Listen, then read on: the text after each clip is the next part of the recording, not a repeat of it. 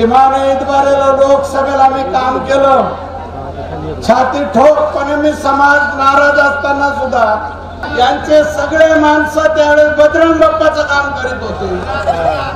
यांचे आव हेतून तेथून नाव बघा, शिरूर तालुक्यातले आजीनाथ,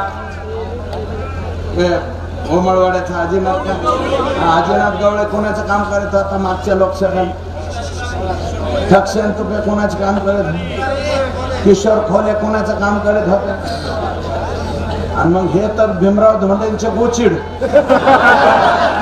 आता बी ते कोणाबरोबर आहेत, आता धोंडे साहेबांच्या शिट्टीचा प्रचार करते हेच लोक। मी हे वेळ त्यावेळेस प्रीतमताईच्या वेळेस कुठे गेलते, मीच होतो, त्यावेळेस दुष्काळ पडलेला होता। भीमराव धोंडे 11 वाजता निघायचे, 3 छावण्यावर भेट द्यायचे, पुन्हा यायचे।